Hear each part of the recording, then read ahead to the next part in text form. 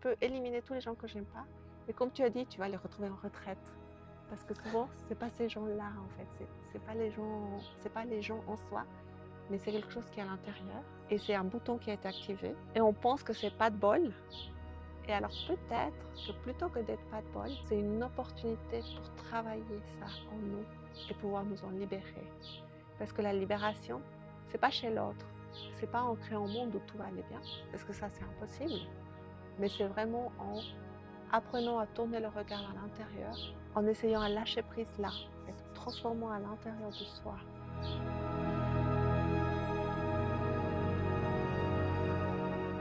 Avant qu'on se lance, nous avons remarqué que vous êtes seulement très peu à être abonnés aujourd'hui à la chaîne de la méditation mystique. Et ce simple geste que vous pouvez faire en cliquant sur s'abonner en bas de votre écran permet non seulement de soutenir la chaîne, mais de vous tenir informé des prochaines vidéos. Alors merci du fond du cœur pour ce geste. Namasté, Namasté. Adriana. Bienvenue. Merci. Dans cette vidéo. Moi, j'ai voulu t'interviewer et pour que tu puisses me partager ton élixir de jouvence avec notre audience. Il y a ce voyage du héros de Stephen Campbell qui explique que il s'est rendu compte que dans beaucoup de contes à travers le monde, le héros part pour une aventure et puis il vit les mêmes étapes qui sont la rencontre avec un sage et puis la rencontre avec le dragon qu'il doit affronter. Et donc on vit un peu ça dans notre vie, on part d'aventure en aventure. Et donc moi j'ai participé à tes cours de Interpersonal Relationship Mindfulness où tu m'as partagé cet élixir au retour de ton voyage. Et c'est ce voyage qu'on va voir aujourd'hui. Ton voyage, qu'est-ce qui t'a fait découvrir cette Interpersonal Relationship Mindfulness, la méditation Vipassana, et qui te donne aussi cette présence que tu incarnes au quotidien et avec tes élèves. Donc merci beaucoup d'avoir accepté cet entretien. Et puis moi, j'aimerais commencer par te poser cette question.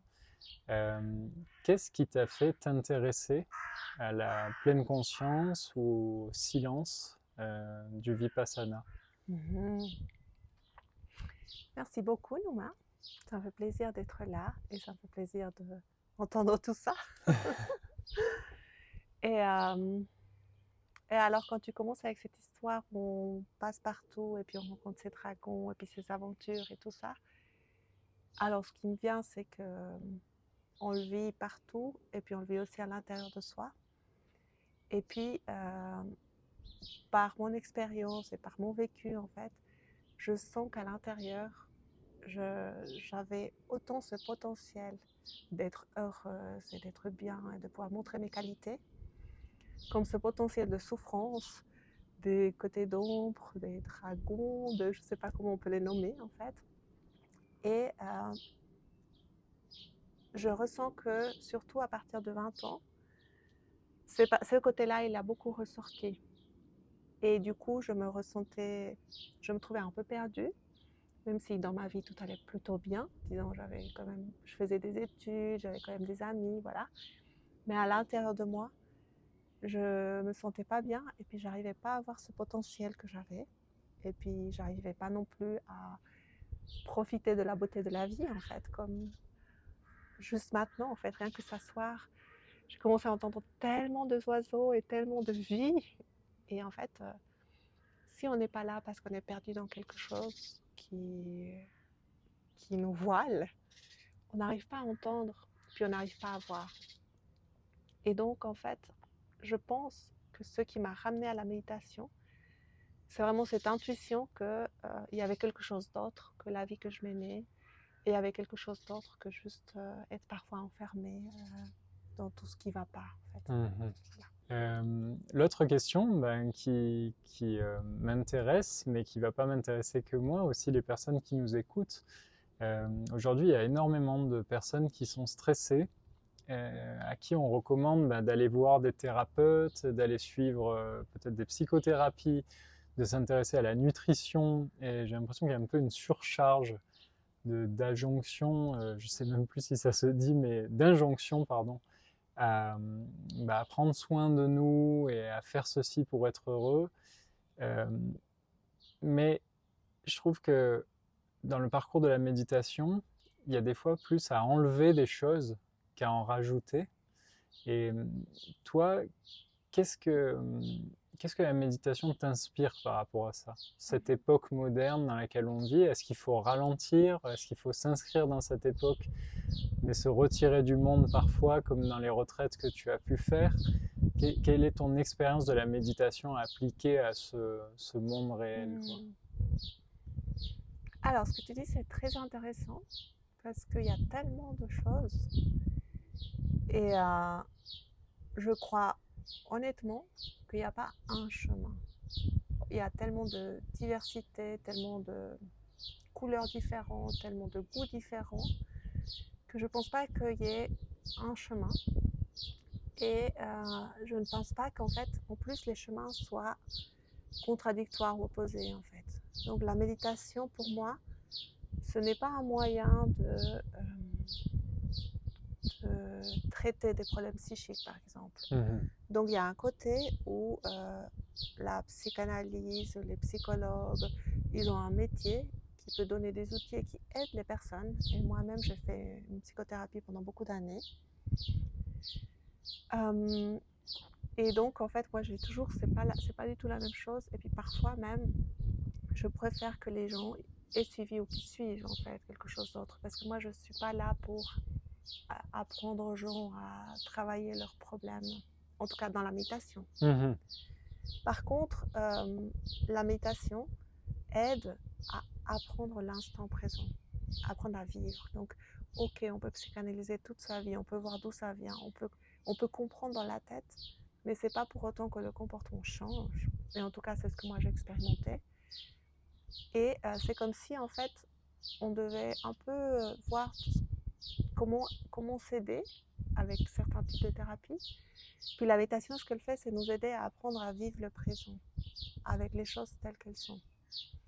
Et donc, c'est quelque chose que moi, je trouve extrêmement précieux pour moi et que je vois qu'il y a beaucoup de personnes chez qui ça peut les aider.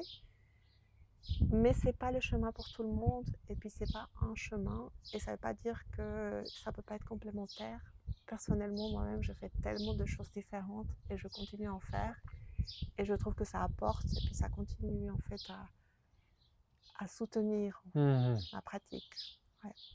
Ça m'intéresse cette question parce que c'est un petit peu vraiment pour moi le croisement entre la pleine conscience et puis la pratique de dialogue conscient, de la pratique interpersonnelle en fait.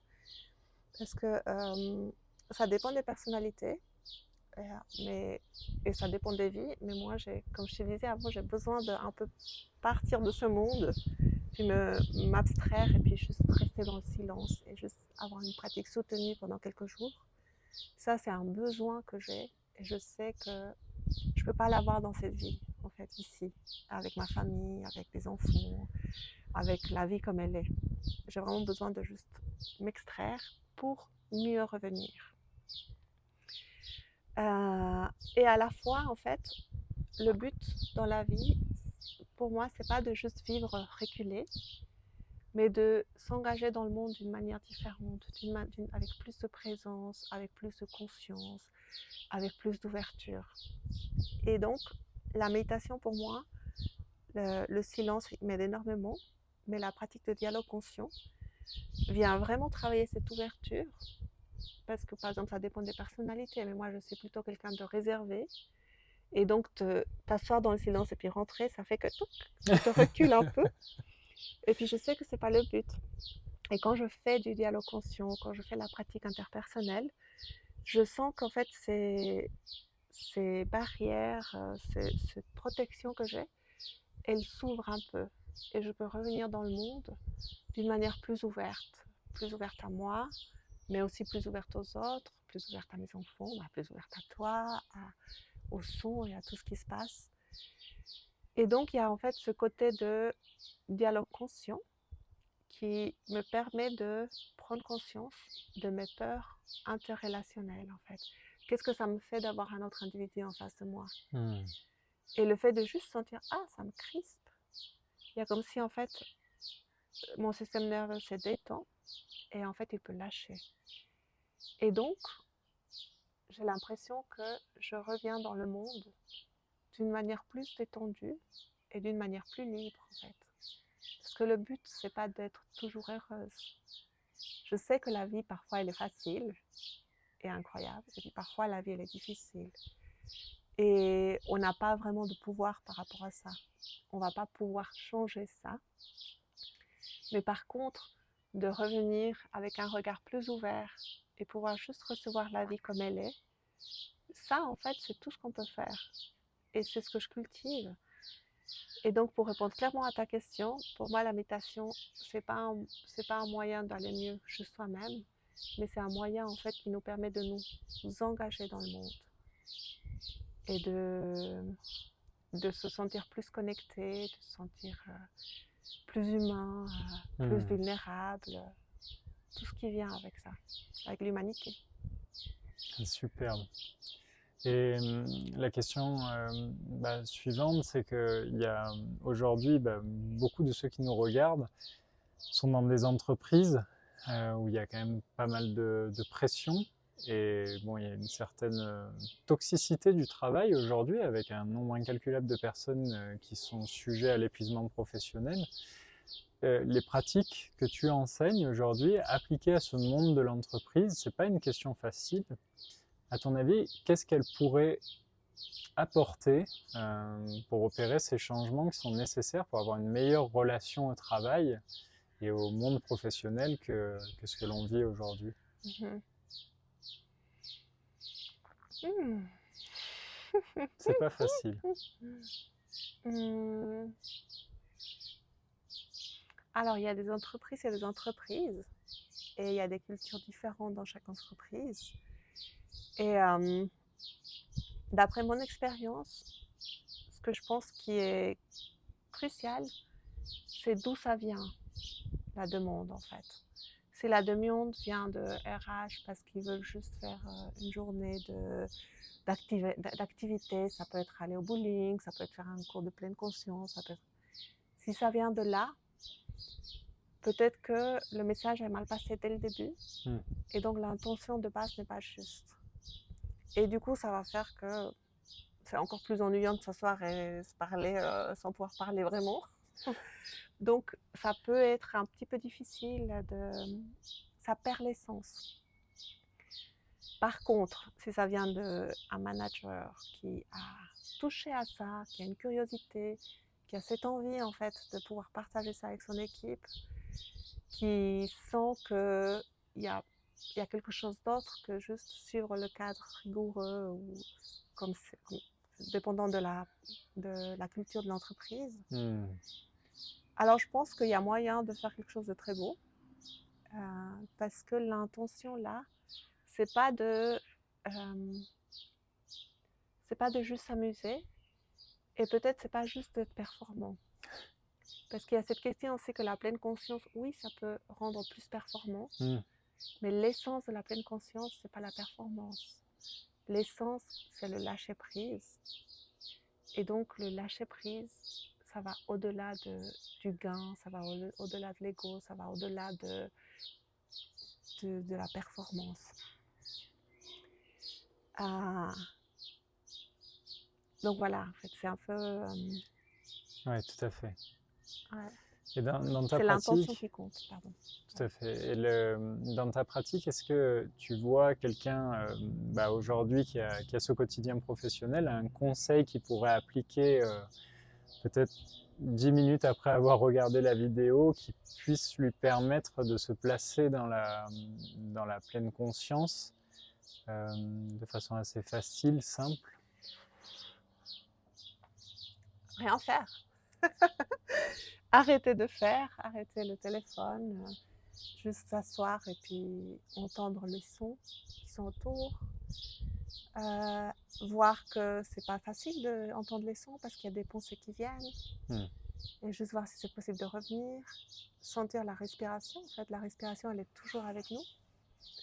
Et de juste s'asseoir et puis de fermer les yeux et de la sentir, c'est un moment de pause. Et c'est un moment en fait où on peut peut-être prendre un nouveau chemin. Sans la pause, on continue avec le même rythme, avec le même automatisme, avec le même stress.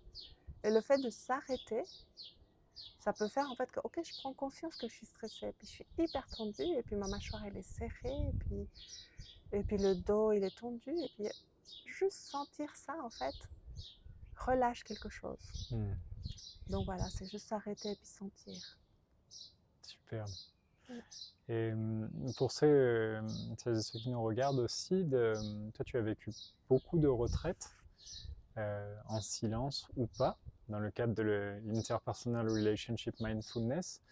Est-ce que tu peux nous partager un peu le goût que ça a pour ceux qui se posent cette question, par exemple d'aller faire une retraite Vipassana, à quoi ça ressemble, qu'est-ce qu'on rencontre là-bas et pourquoi en fait tu as décidé de t'y intéresser toi un jour.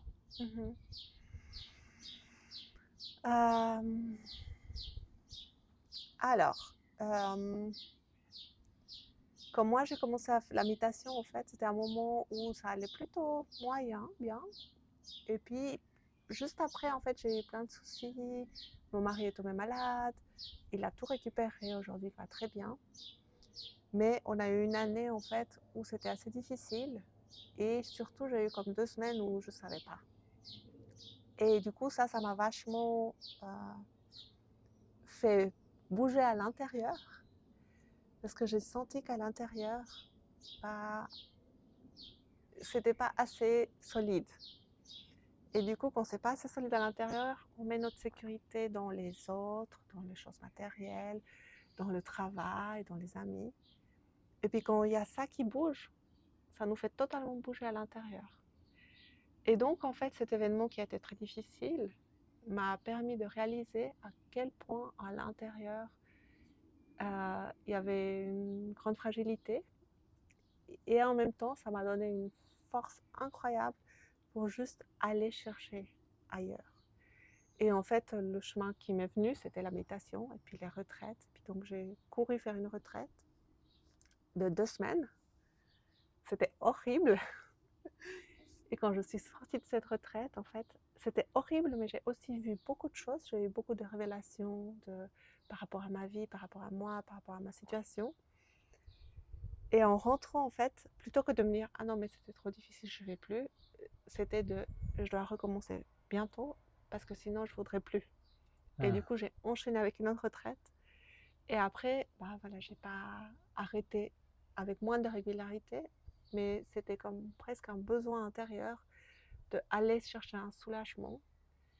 Mais c'était pas un soulagement en voyant la télé, en s'occupant avec les gens, en s'amusant, aller au cinéma, parce que je savais que ça c'était éphémère. C'était aller chercher mes propres sources peut-être. Et ça, personnellement, je peux que le vivre dans le silence. Dans la vie de tous les jours aussi, bien sûr qu'il y a des gens qui sont importants, et puis bien sûr que ça nourrit d'une autre manière. Mais pour moi, le silence est précieux. Ça me fait penser à Jésus qui parle de ne pas bâtir sa maison sur du sable, et aussi sur l'allégorie enfin, cette histoire qu'on raconte aux enfants des 3 petits cochons. C'est qu'il y en a un qui construit sa maison en paille, l'autre, je ne sais plus en quel matériau, et puis le dernier en béton. Et lui, peu importe si le loup passe, il peut protéger les autres et puis les faire se réfugier dans sa maison, qui, elle, ne bougera pas en fonction des éléments, en fait, de trouver cette profondeur d'être qui permet au bateau d'un peu moins bouger. Donc après toutes ces années, qu'est-ce que tu dirais qui a changé en toi? Alors, par rapport à ce que tu viens de dire, justement, Ajahn Chah disait en fait que notre vraie demeure, c'est la paix intérieure. Et je pense que par moments, je touche à ça. Et c'est pas un état que tu peux l'avoir pour toujours, mais de juste être OK avec la vie imparfaite, c'est être en paix. Et donc, de temps en temps, il y a ce savoir qui me vient de me dire en fait que peu importe, ça va aller. Et bien sûr que j'aimerais que tout le monde aille bien et puis que ma famille aille bien tout le temps. Mais par exemple, l'année dernière, mon mari, il a à nouveau été malade, pas très gravement, mais quand même, il a eu des petites choses. Et là, j'ai senti qu'après 10 ans, j'avais une confiance. Et je n'étais pas totalement bouleversée. C'était comme tu disais, le bateau, il n'était pas en train de se noyer, en fait. Il y avait quand même quelque chose qui était construit. Et donc, ça change totalement, même si à l'extérieur, il n'y a rien qui a changé. Et pourquoi tu disais que ces 2 premières semaines de retraite, ça avait été horrible?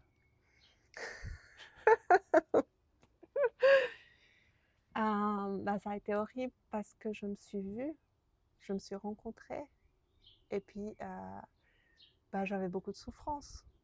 Et donc, c'était pas facile d'être avec la souffrance. Et normalement, dans la vie, on s'occupe. Mais là, je pouvais pas m'occuper. Et donc, ça a été difficile, mais ça a été à la fois transformateur. Donc, le chemin de la méditation, ce n'est pas un chemin rose où tout va bien et tout est beau, mais c'est un chemin, en fait, qui touche tes côtés d'ombre, justement. Et c'est important de les vivre. Tu peux pas juste tu peux pas juste les cacher comme ça pour toujours, en fait. En tout cas, si tu veux vraiment faire un travail intérieur, ça consiste à traverser ça aussi. Et ressortir de ça, et puis aussi voir la résilience qu'on peut avoir, les côtés positifs qu'il peut y avoir, la confiance qui vient, la joie, l'énergie qui se libère aussi, en fait, une énergie qui est bloquée parce qu'on ne va pas bien. Puis le fait de juste traverser tout ça, en fait que les choses peuvent devenir fluides.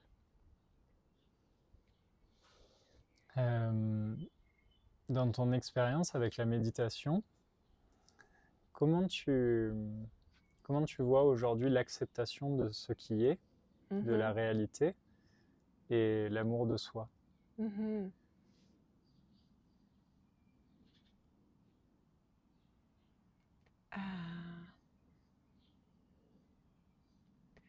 Pour moi, l'acceptation, c'est ne pas se révolter quand ce qui est là n'est pas exactement ce que j'aurais voulu. Souvent, quand ce qui est là n'est pas exactement ce que je voulais, on lutte, on veut pas, on repousse, mais c'est. Et donc l'accepter, c'est cette conscience, cette réalisation, quand le corps il comprend que c'est comme ça et qu'on peut rien y faire. Et d'un coup, c'est comme si on arrêtait de lutter. Et du coup, on peut juste être OK avec ça. Ça ne veut pas dire en fait que je me laisse faire ou que je suis triste et puis que je lutte plus. Pas du tout en fait. Mais c'est vraiment une acceptation. Il y a ce côté où en fait je suis totalement OK et ouvert. Donc c'est un processus. C'est pas, on ne peut pas le forcer, ça vient et c'est un résultat du travail intérieur. Et l'amour de soi, c'est un peu en lien dans le sens où quand on arrête de chercher à l'extérieur, on peut vraiment être là et puis s'apprécier tel qu'on est. Et donc, j'ai l'impression que plus on s'aime, plus on s'accepte et plus on est OK avec le monde aussi. Parce que l'amour, c'est pas juste aimer ce qui va, c'est aussi pouvoir aimer ce qui va pas. Et c'est aussi pouvoir aimer notre stress, notre anxiété, notre réaction, parce que ce sont des mécanismes en fait qui veulent nous protéger. Et donc c'est pas quelque chose à éliminer, mais c'est quelque chose à ramener de l'équilibre. Et l'amour de soi permet en fait de pouvoir rencontrer cet équilibre. Très beau. Là, j'ai une question pour les méditants les plus avancés. quand tu médites pendant longtemps ou que tu fais des retraites de plusieurs semaines, il y a forcément des douleurs, parfois physiques même, une fatigue de cette un peu lutte intérieure, etc. Comment, toi, avec ton expérience, tu fais pour durer, on va dire, dans ces lieux, dans ces retraites, avec le moins de souffrance possible? Hmm. Alors, ce que tu dis, ça me fait penser un petit peu à ce qu'on parlait avant, de l'acceptation et puis l'amour de soi aussi. Mhm. Et c'est aimer tout ce qu'on aime, mais tout ce qu'on n'aime pas aussi, peut-être, ou juste s'ouvrir à ça. Et donc, quand on fait du silence de manière soutenue, ce qui vient, c'est ce qui nous traverse dans la vie. Et parfois, elle s'exprime d'une manière différente. Ça s'exprime par une douleur physique, ça s'exprime par une douleur dans la tête, ça s'exprime par un mal au dos. Et du coup, notre réaction à ça, c'est souvent l'aversion, je veux pas. Mm. Puis après, petit à petit, peut-être que c'est ce je ne veux pas qui fait plus de mal que la douleur elle-même. Donc, c'est vraiment aller avec cette attitude qu'on parlait avant de méditation dans la douleur même, pouvoir la rencontrer, voir si c'est possible d'aller sans peur et voir comment, en fait, en soi, c'est quoi une douleur? C'est des petites crispations, c'est des petits battements, c'est la pression. Et juste pouvoir être avec est un grand travail on dit purification, mais c'est pas un mot qu'on utilise beaucoup aussi, ça peut être de nettoyage, Mm. de juste pouvoir rencontrer ça aussi. Nos côtés d'ombre, ça peut être une émotion, mais ça peut aussi être une douleur physique. Et donc juste pouvoir aller dans la douleur physique et vraiment rentrer dedans, ça fait que notre relation à ça change. Aussi trouver un équilibre, parce que l'invitation, c'est de vraiment rencontrer ça, et puis en même temps, parfois, de juste lâcher, et puis trouver cet équilibre ailleurs, en fait. Pas tout le Mm. temps dans juste la douleur, mais aussi s'ouvrir et puis voir que il fait beau, et oui, j'ai mal, et puis en même temps, il y a la jambe où j'ai pas mal, et puis je peux sentir ça aussi, où il y a mes mains. Donc vraiment, essayer de trouver euh, l'équilibre dans le corps aussi. Et pour ceux qui nous regardent et qui ne savent pas ce que c'est encore bien la méditation Mhm. et la pleine conscience, si tu devais donner une définition simple, ce serait quoi? La pleine conscience, c'est porter l'attention au moment présent. Mhm. Et John Kabat-Zinn, en fait, qui a fait le MBSA, il disait c'est d'une manière particulière, c'est sans jugement, parce que souvent quand je porte l'attention là, il y a comme ah j'aime, j'aime pas, c'est bien, c'est pas bien, et de juste noter qu'il y a un jugement. Le sans jugement, c'est-à-dire juste prendre conscience que je juge. Et c'est aussi intentionnel. Ça veut dire que je ne suis pas là par hasard. Là, ce qui fait que je suis là, c'est que je décide d'être là. Et donc, il y a cette intention derrière. Merci. Et il nous arrive de rencontrer des personnes difficiles au quotidien, que ce soit dans les retraites, mais aussi dans les bus ou dans les métros, mais surtout aussi dans un contexte professionnel. Qu'est-ce que tu as appris le Interpersonal Relationship Mindfulness pour gérer des gens avec qui on ne s'entend pas forcément et avec qui on n'a pas forcément envie de passer du temps et qu'on est obligé d'en passer quand même? Mm-hmm. On est obligé. Hmm. Okay. Parfois, on n'a pas le choix. Il y a des collègues de travail avec qui on doit faire un projet ou ce genre de choses. Ouais. Déjà, on a le droit de ne pas aimer tout le monde. Mhm. C'est normal. Comme je disais, il y a tellement de personnes. La méditation, ça ne veut pas dire être gentil avec tout le monde et puis devoir aimer tout le monde. C'est aussi accepter que c'est ma limite. Et parfois, les gens, ils dépassent une limite. Puis c'est important de dire ça, c'est ma limite. Après, ce qui compte, c'est le comment. Le comment je mets la limite. C'est en agressant l'autre, c'est en étant hostile avec l'autre, ou c'est simplement en mettant une limite ferme. Tout le monde a besoin de limites. Même les enfants, ils ont besoin de limites. L'amour, c'est de la limite, en fait. C'est l'amour de soi et c'est l'amour de l'autre. Donc, apprendre à reconnaître nos limites, pour moi, c'est extrêmement important. J'avais une participante, en fait, qui travaillait en entreprise et puis qui disait, mais en fait, moi, je pensais qu'il fallait être gentil avec tout le monde et les gens me marchent dessus. Et puis elle disait, avec la méditation, j'ai appris en fait que moi, mon travail, c'est d'apprendre à mettre la limite aux gens et apprendre à leur dire non. Quand nous, on est OK avec nos limites, parfois, ça aide, disons, à apaiser. Parfois, ça fait une révolte, bien sûr, mais c'est inévitable. Et puis, ça, c'est une chose. Et puis, une deuxième chose dans les conflits, pour moi, ce qui est important, c'est aussi prendre conscience à quel point je suis un être conditionné. Et quand j'ai quelqu'un en face de moi, le fait qu'il se gratte les cheveux, par exemple, ça m'agace. Mais ce n'est pas l'autre. Ça vient toucher quelque chose en moi. Et c'est en fait cette chose en moi qui a peut-être besoin de soins. Et c'est là où je peux travailler. Je ne peux pas travailler que chez l'autre, en fait. Je peux éliminer tous les gens que je n'aime pas. Et comme tu as dit, tu vas les retrouver en retraite. Parce que souvent, ce n'est pas ces gens-là, en fait.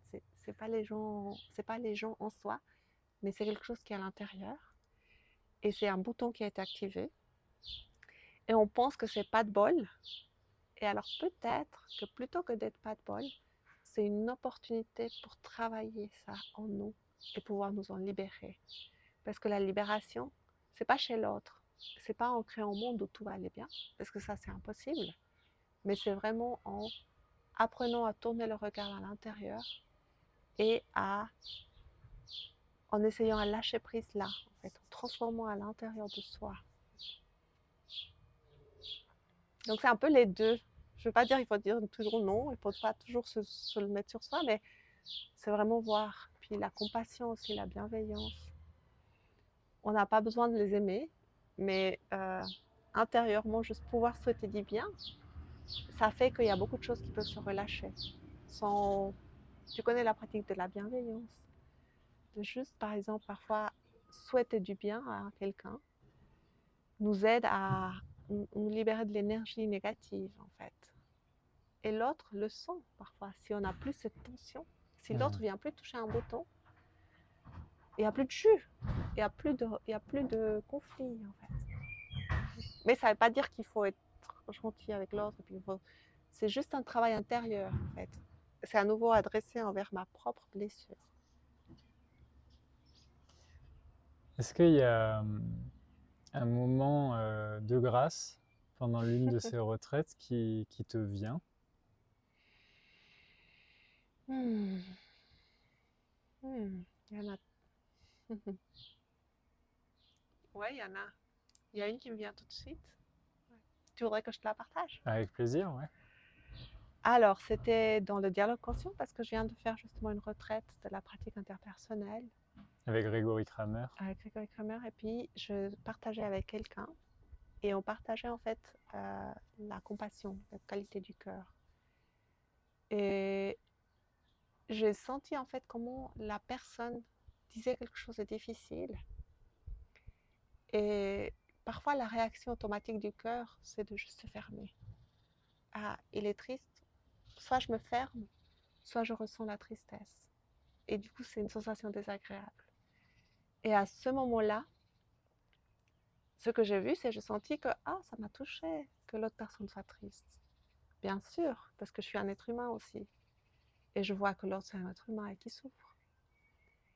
Et en même temps, tout de suite, j'ai senti comment mon cœur s'est activé et il a commencé à lui souhaiter du bien. Et là, j'ai senti comment cette énergie, plutôt que d'être quelque chose de négatif, ça s'est transformé en quelque chose de très beau en fait. Parce que je pouvais vraiment accueillir sa souffrance et je pouvais vraiment être en paix avec ça. Et ça pouvait même nourrir mon cœur en fait. Et je me sentais bien et je me sentais en joie et je sentais que l'autre personne aussi en fait. Parce que les autres, ils ne veulent pas notre pitié. Ils ne veulent pas qu'on soit mal pour eux.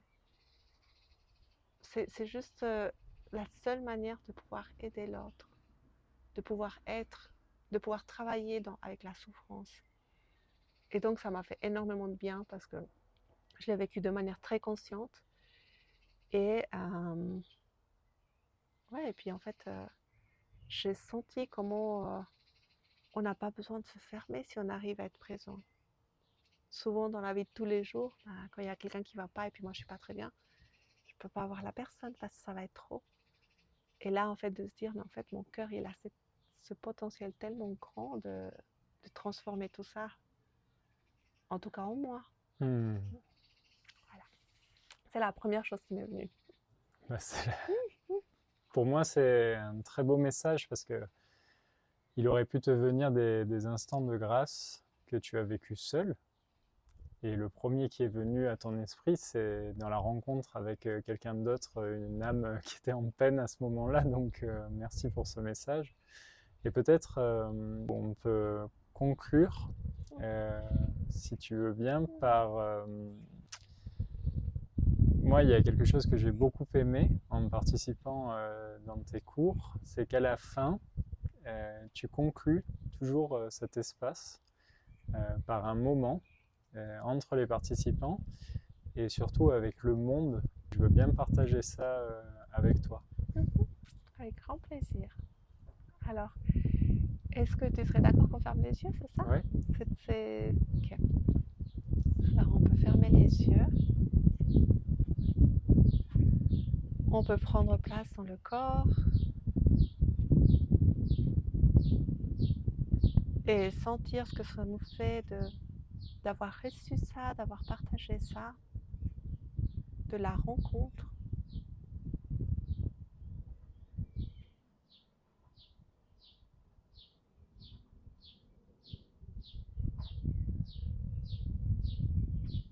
Et si cela vous va bien, ou si cela te va bien,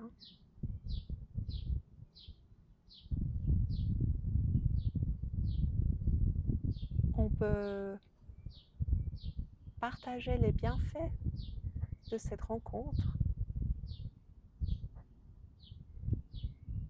avec les autres, avec nos proches, les personnes qu'on aime bien.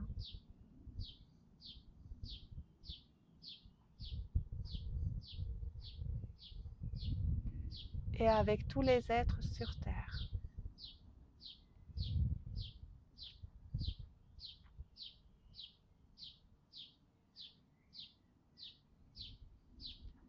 Nous faisons le travail en nous,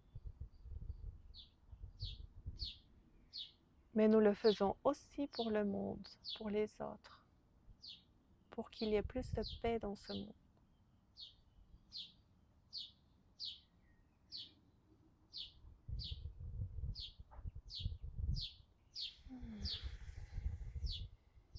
Merci, moi.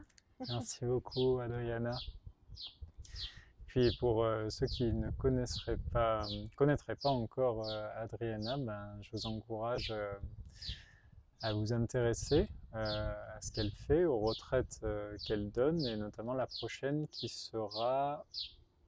Le 5 et le 7 juin 5 à et 7 Mudita. juin. Ouais. Le centre Mudita qui est, je ne me souviens plus. Il est à Ablenchem, c'est au-dessus de Charmey. Superbe. Et son activité, c'est Inside Out. Mindfulness, ouais. Mais maintenant, bientôt, ça va changer à Adriana Orellana. Ok, super. Mais... Encore plus incarné. Merci beaucoup. Merci à toi. Et puis, merci à tout le monde.